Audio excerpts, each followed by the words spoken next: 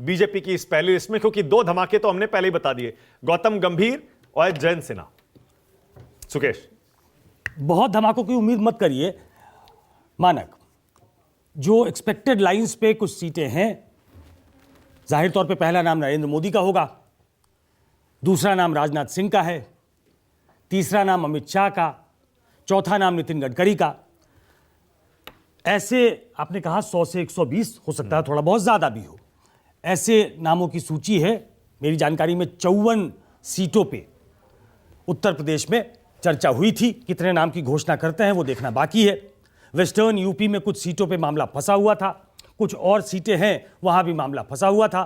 6 सीटें सहयोगियों को उत्तर प्रदेश में देने की बात थी, 2 आरएलडी को जो नई नई सहयोगी बनी है, 2 अपना दल पहले से लड़ती है, और 1 सीट राजभर को, 1 सीट निषाद को।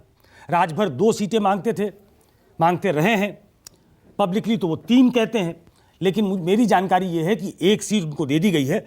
पहले उनको ये कहा गया था दूसरी सीट पे प्रधानमंत्री को फैसला लेना है, प्रधानमंत्री के फैसले का इंतजार करिए। इसके बाद वो चले गए थे, क्योंकि मामला प्रधानमंत्री के पाले में डाल दिया गया था। वो जिस इलाके से लड़ते हैं वो ईस्टर्न यूपी की सीटें हैं, तो वहां जाहिर तौर पे प्रधानमंत्री बनारस से उम्मीदवार भी हैं।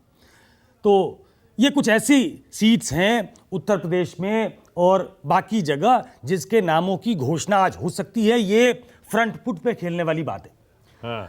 पिछली बार से तुलना करें तो 10 दिन के बाद, चुनाव के अनाउंसमेंट के 10 दिन के बाद सीटों की घोषणा हुई थी।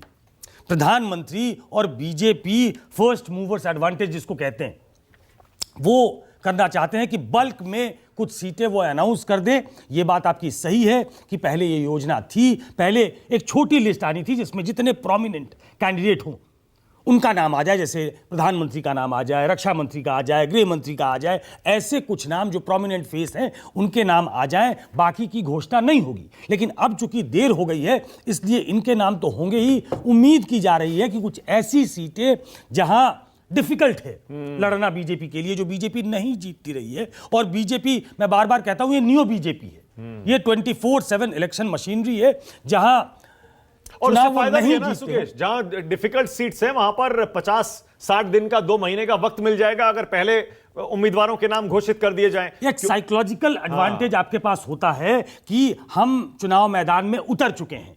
दूसरी पार्टी के अनाउंसमेंट के पहले चुनाव मैदान में उतरने से एक साइकोलॉजिकल एडवांटेज आपके पास होता है। और पीएम, बीजेपी ये इलेक्शन लड़ने के मास्टर लोग हैं, और दूसरे तरीके से कहा जाए रिसोर्सेज इनके पास है, सत्ता इनके पास है। तो ऐसे में एक जाहिर तौर पे एडवांटेज बीजेपी को मिलता है, सत्तारूढ़ दल को मिलता है, वो इनको मिलेगा। और यही एडवांटेज लेने की कोशिश है कि 2 दिन के बाद, ये अनाउंसमेंट कल ही होनी थी, कल नहीं हुई थी।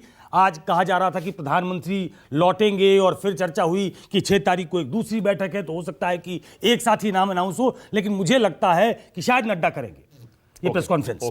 और चूंकि प्रधानमंत्री के नाम की घोषणा होनी है इसलिए कोई बड़ा आदमी होगा, और वो कहा जा रहा है कि बीजेपी अध्यक्ष के तौर पे वो तमाम प्रमुख नामों की और पहले लिस्ट की घोषणा करके चुनाव मैदान में जाने का शंखनाद करेंगे। अब मेरे साथ जो